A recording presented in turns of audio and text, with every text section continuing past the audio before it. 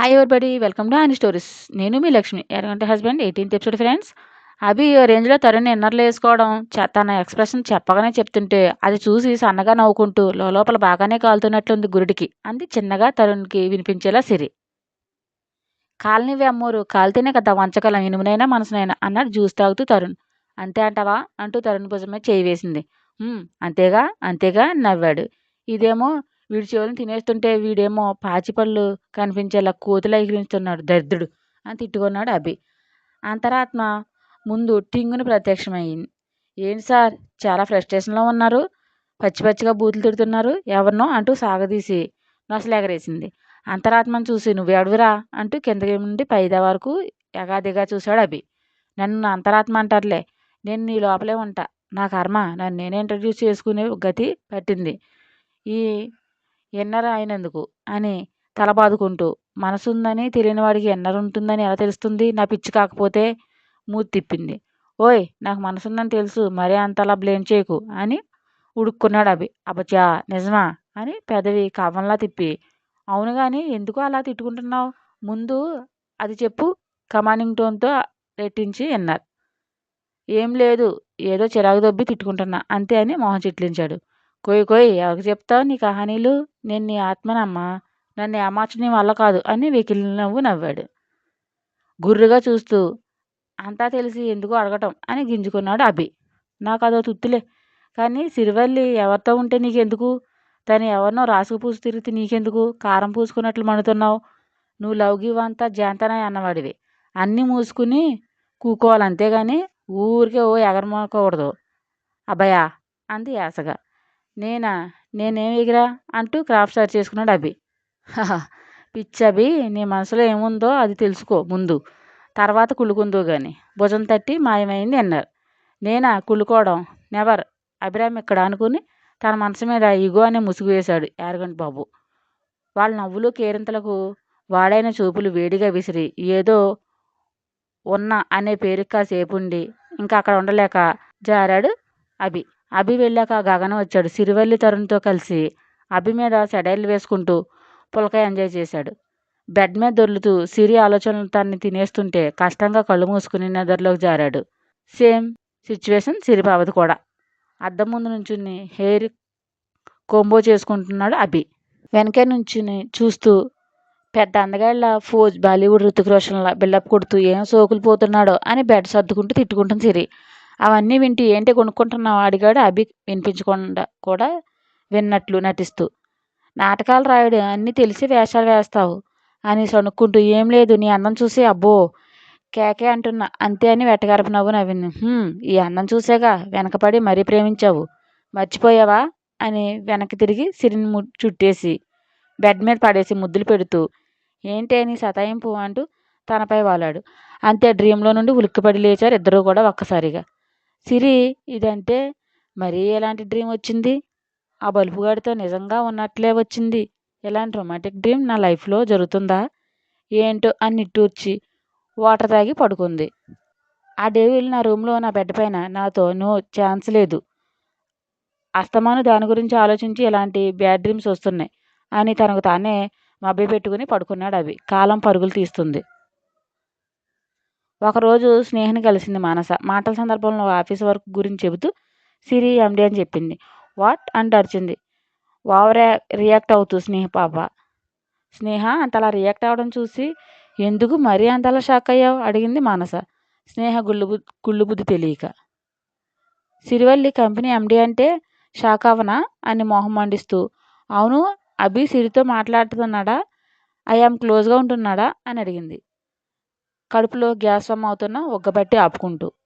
Boss ఎంప్లాయన్స్ అన్నాక మాట్లాడుకోరా ఏంటి, నీది మరీ చిత్రమైన డౌట్ కాకపోతే అని. ఓకే బాయ్, నేను వెళ్తున్నా, లేట్ అయింది, అమ్మ కోప్పడుతుంది అని వెళ్ళిపోయింది మానస.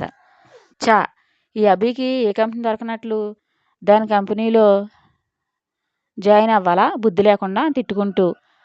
అంటే రోజు సిరి అభిని కళ్ళ ముందే ఉంచుకుని అతని మనసు మార్చాలనే ప్రయత్నిస్తూ అభిని ఎలా అయినా తన వైపే తిప్పుకుని తన లవ్ని సక్సెస్ చేసుకోవాలని చూస్తే మరి నేనేమైపోవాలి? నో, అలా జరగడానికి నేను ఒప్పుకోను అంటూ గట్టిగా అరిచింది.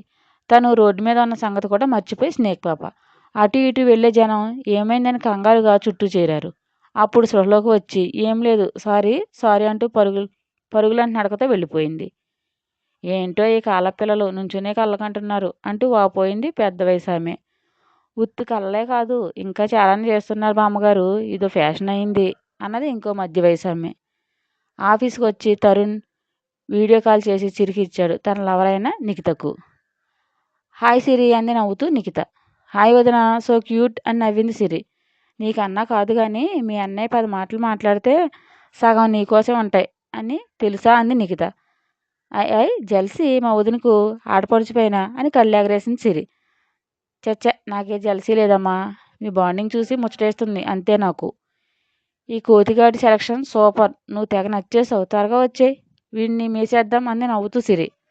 ఓకే 2 డేస్లో నీ ముందుంటా, మీ అన్నని ఒక రేంజ్లో ఆడుకుందాం, నువ్వు నా పార్టీ సిరి గుర్తుపెట్టుకో అంది నవ్వుతూ నిఖిత. ఓకే డన్, మనిద్దరం ఒకటి అంది సిరి. ఏహే ఆపండి, 2 పిశాచులు మీటింగ్ పెడితే ఎంత ఘోరంగా ఉంటుందని ఇప్పుడే తెలిసింది అని గసిరాడు తరుణ్. ఇద్దరు గుర్రుగా చూశారు. ఏంటి ఆ చూపులేంటి, కళ్ళు పీకేస్తా ఇద్దరివి, లుక్స్ మార్చండి అంటూ సోఫాలో స్టైల్గా వరిగి బిల్డప్ కొట్టాడు.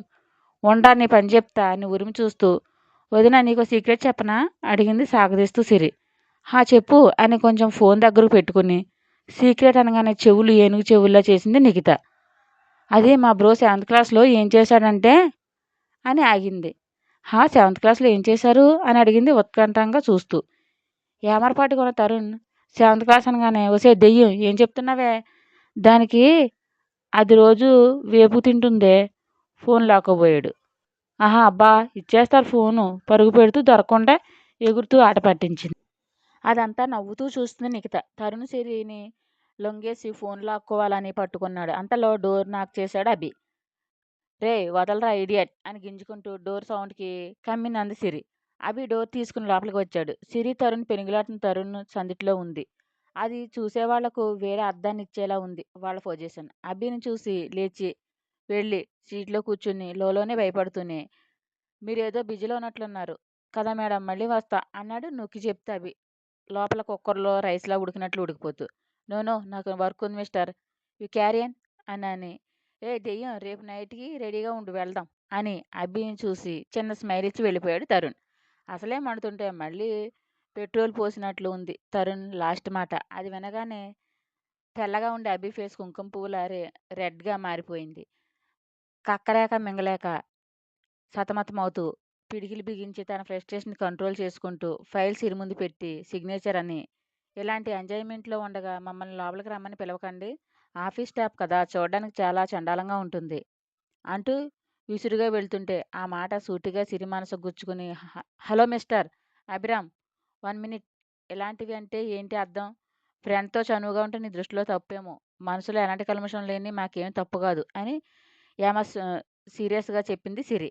కోపంగా చూస్తూ డోర్ తీసుకుని బయటకు వెళ్ళాడు అభి. ఇంకెప్పటికీ అర్థం చేసుకో నువ్వు అని నిర్లిప్తంగా నవ్వుకుంది సిరి.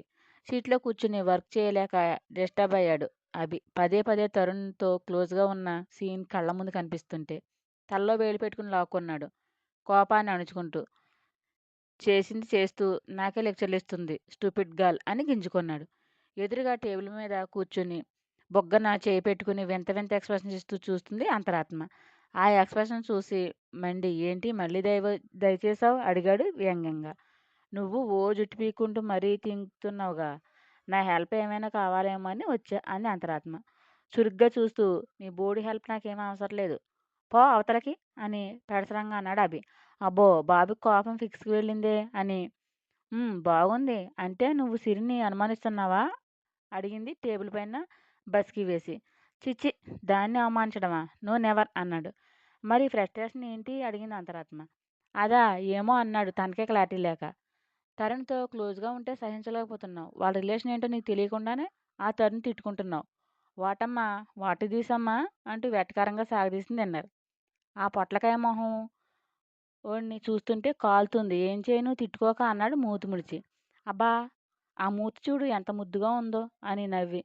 తరుణ్ అందం చూసి కుళ్ళు నీకు, ఏ యాంగిల్లో ఏ పొట్లకాయలా కనిపించాడు అని కళ్ళెగరేసింది అంతరాత్మ.